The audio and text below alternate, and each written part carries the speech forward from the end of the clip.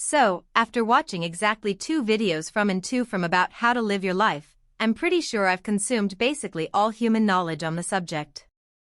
Which means I'm now completely qualified to give life advice on the internet. Terrifying news for everyone involved. But honestly, listening to people explain how to live your life is kind of like learning how to tie a tie by watching someone else tie theirs. Especially from the wrong angle. You're just staring at their hands like, wait. What happened there? 1 second the tie is hanging loose, the next second it's magically a perfect knot. For all you know, they could be summoning ancient powers. And even if you stand behind them trying to copy every movement, it still doesn't fully click because they're not your hands. That's kind of what life feels like. People can explain things to you forever, but eventually you have to actually do life yourself before any of it starts making sense. And the weird part is, most people spend years just existing instead of actually living. You can technically survive for a very long time without ever doing anything meaningful, difficult, memorable, or exciting. But the moment you start doing more things, going places, meeting people, trying random opportunities, failing at stuff, your life XP bar suddenly starts leveling up way faster.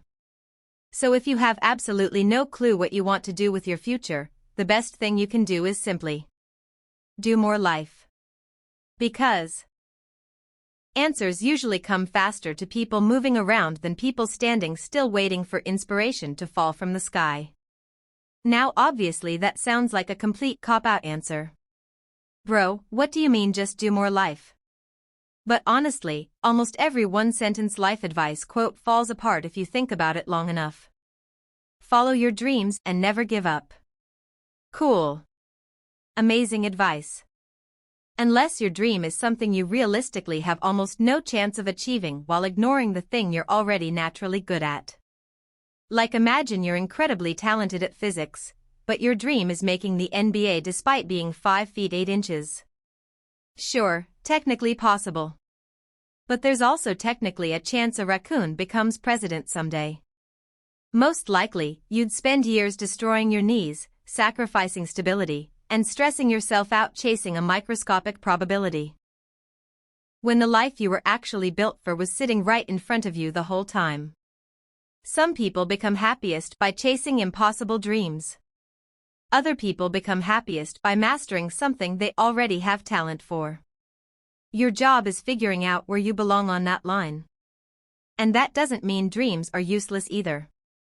There's this famous lecture by a professor who was diagnosed with pancreatic cancer at age 47.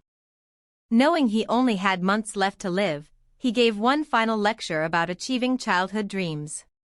And what's interesting is that he didn't magically accomplish everything overnight. He accomplished small things first. Then those experiences helped him accomplish bigger things later.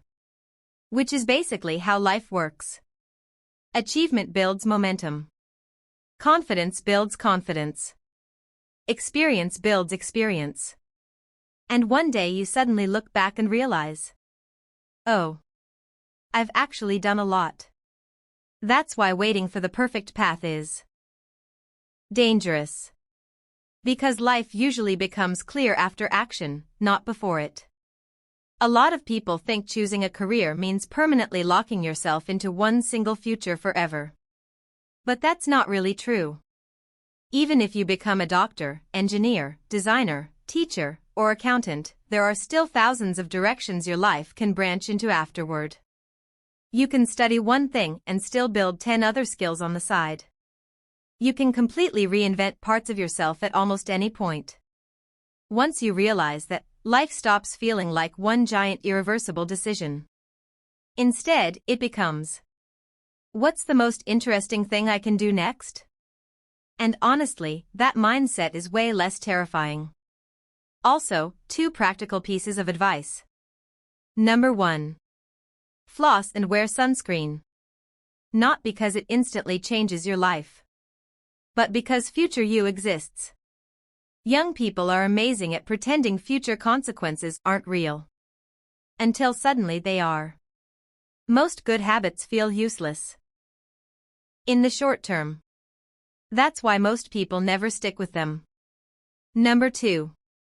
Keep some kind of memoir. Not necessarily a diary where you write your emotions every day like you're the main character in a Victorian novel.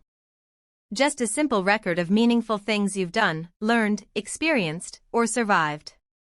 Could literally be a hidden Google Doc nobody knows exists. Because memories disappear way faster than you think. And years later, reading your own life back to yourself is weirdly comforting. It reminds you that even during periods where you felt stuck, you were still becoming someone. Anyway, if this helped at all, congratulations. You just